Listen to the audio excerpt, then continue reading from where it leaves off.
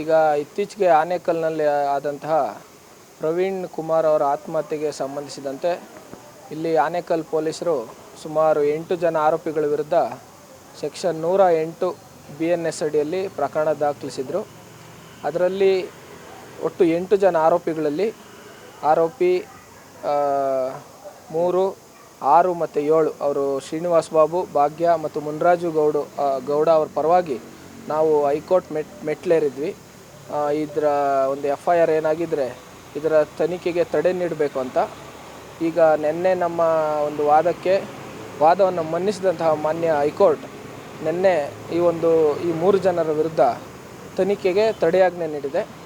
ನಮ್ಮ ವಾದ ಕೋರ್ಟ್ ಮುಂದೆ ಅವರು ಏನು ಹಲ್ಲೆ ಮಾಡಿದ್ದಾರೆ ಅಂತ ಆರೋಪ ಇದೆ, ಆ ದಿನಕ್ಕೂ ಮತ್ತು ಆತ್ಮಹತ್ಯೆ ದಿನಕ್ಕೂ ಸಾಮ್ಯತೆ ಇಲ್ಲ, ಎರಡಕ್ಕೂ ವ್ಯತ್ಯಾಸ ಇದೆ.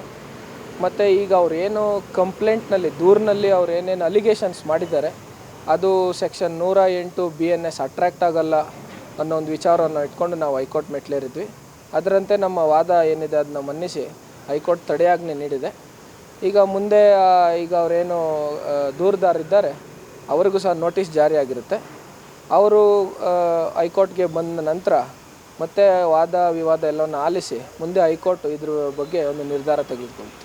ಅಂದರೆ ಈಗ ಎಲ್ಲೋ ಒಂದು ಕಡೆ ಈಗ ನಿಮ್ಮ ಕ್ಲೈಂಟ್ಸು ತಪ್ಪು ಮಾಡಿರೋದ್ರಿಂದ ಕೋರ್ಟ್ನಲ್ಲಿ ತಡೆಯಾಜ್ಞೆ ಕೇಳಿರೋದಾ ಏನು? ಇಲ್ಲ, ಈಗ ಅದರಲ್ಲಿ ದೂರಿನಲ್ಲಿ ಏನು ದಾಖಲಿಸಿದ್ದಾರೆ ಅದು ಆತ್ಮಹತ್ಯೆಗೆ ಪ್ರಚೋದನೆ ಒಂದು ಅಡಿಯಲ್ಲಿ FIR ದಾಖಲಿಸಿದ್ದಾರೆ. ಈಗ ಅದರಲ್ಲಿ ಏನು ದೂರಿನಲ್ಲಿದೆ ಅಥವಾ ಏನೀಗ ವಿಡಿಯೋ ಹರಿದಾಡ್ತಿದೆ ಅದರಲ್ಲಿ ಎಲ್ಲಿಯೂ ಸಹ ಪ್ರಚೋದನೆ ಮಾಡಿರೋದಕ್ಕೆ ಏನೂ ಅಂಶಗಳಿಲ್ಲ. ಅಂದರೆ ಅದು ಏನೇ ದೂರಿನಲ್ಲಿ ಏನೇ ಅಂಶಗಳಿದ್ರು ಅದು ಎಲ್ಲೂ ಪ್ರಚೋದನೆ ಅನ್ನುವಂಥ ವಿಚಾರ ಇಲ್ಲ. ಅಂದರೆ ಇವರು ಹಲ್ಲೆ ಮಾಡೋದಕ್ಕೇನೆ ಅಥವಾ ಮನನೊಂದು ಆತ್ಮಹತ್ಯೆ ಮಾಡ್ಕೊಂಡಿರೋದು? ಅಲ್ಲ, ಹಲ್ಲೆ ಮಾಡಿದಾರಾ ಇಲ್ವಾ ಅನ್ನೋದಕ್ಕೆ ಈಗ ತನಿಖೆಯಿಂದ ಗೊತ್ತಾಗಬೇಕಾಗಿದೆ. ಬಟ್ ಹಲ್ಲೆ ಆಗಿದ್ದರೆ ಅವ್ರಿಗೆ ನಮ್ಮ ಒಂದು ಸುಪ್ರೀಂ ಕೋರ್ಟು ಸುಮಾರು ಕೇಸುಗಳಲ್ಲಿ ಹೇಳಿದ್ದಾರೆ. ಈಗ ಅವ್ರಿಗೆ ರೆಮಿಡಿ ಇತ್ತು. ಈಗ ಒಂದು ವೇಳೆ ಹಲ್ಲೆ ಮಾಡಿರೋದೇ ನಿಜ ಆಗಿದ್ದರೆ ಅವ್ರಿಗೂ ರೆಮಿಡಿ ಇತ್ತು. ಮುಂದೆ ಅವರು ಪೊಲೀಸರನ್ನು ಅಪ್ರೋಚ್ ಆಗ್ಬೋದಾಗಿತ್ತು ಹಲ್ಲೆ ಆಗಿದೆ ಅಂತ.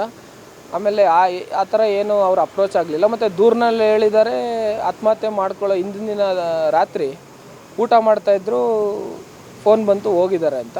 ಸೊ ಹಾಗಾಗಿ ಹಲ್ಲೆ ಆಗಿದ್ದರೆ ಬಹುಶಃ ಮನೆಯಲ್ಲೇ ಇದ್ದರು ಅವರು. ಅಂದರೆ ಅವರೇ ನೀಡಿರುವಂಥ ದೂರಿನ ಪ್ರಕಾರ.